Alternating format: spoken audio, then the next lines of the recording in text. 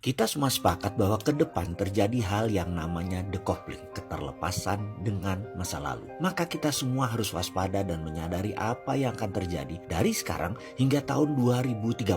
Karena bukan goncangan yang didapat tetapi keterlepasan dengan apa yang akan terjadi di masa akan datang. Terutama dalam bidang bisnis dan beberapa sektor kehidupan seperti gaya hidup. Contoh yang paling nyata adalah bagaimana bisnis di masa lalu yang terikat dengan ruang dan waktu, kantor yang besar, pegawai yang banyak, bisnis yang pakai aturan pemerintah atau regulator mendadak menjadi cair tanpa jalannya peraturan pemerintah karena sudah cross border country antar negara sehingga bisnisnya tumbuh lebih cepat dari peraturan sebuah negara. Misalnya bisnis digital yang merusak, yang mendistrap retail shop seperti Matahari, Ramayana, department store seperti Sogo, Metro, dan di dunia puluhan nama besar department store sudah tumbang. Lalu perusahaan seperti Grab, Gojek yang tidak punya aset motor dan mobil, tidak bayar BPJS, tidak bayar pajak kendaraan, tidak bayar STNK, tidak punya satupun kafe atau resto di GoFood-nya, membuat berbisnis menjadi ringan karena fokus pada tujuan utamanya, yaitu mendistribusikan barang atau mendistribusikan orang. Ada satu hal yang saya sendiri mungkin shock adalah pemikiran dari seorang anak muda berusia 22 tahun yang bermitra dengan saya yang mengusulkan untuk membuat Ruang Belajar, sebuah digital platform tingkat universitas, di mana dia mengatakan, "Pak, saya yakin Pak Menteri Pendidikan, Pak Nadiem ke depan akan mendistrap dunia pendidikan karena saya sudah pelajari apa dan bagaimana otaknya seorang Nadiem Makarim. Dia pasti tahu sekali bahwa dalam pendidikan faktor biaya terbesar adalah ruang kelas dan guru. Di mana dalam pendidikan poinnya adalah seseorang harus memiliki ilmu, memiliki informasi dan memiliki keterampilan berkarya. Dan untuk memiliki ilmu, mendapatkan informasi dan keterampilan berkarya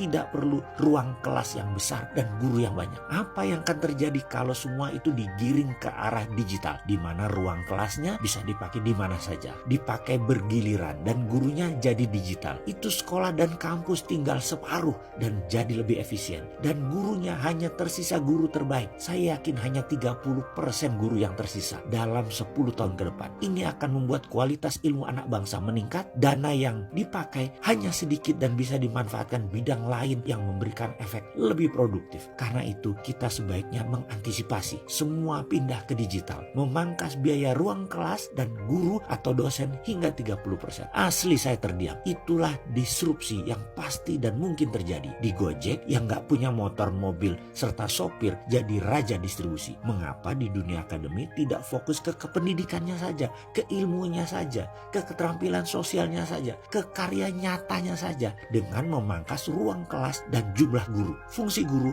berubah jadi mentor dan coaching. Fungsi ruang kelas hanya pertemuan seminggu 3 kali mungkin. Sisanya kunjungan langsung ke pertanian, ke perkebunan, ke pabrik, ke dunia nyata, ke museum, dan lain sebagainya. Semesta jadi tempat belajarnya. Bisa bubrah itu pemikiran masa lalu akan pendidikan yang saat ini di Indonesia sudah 100 tahun belum berubah. Pasti ke depan akan terdistrap dengan visi decoupling kaum milenial yang memimpin pendidikan. Siap berubah atau terlindas kita?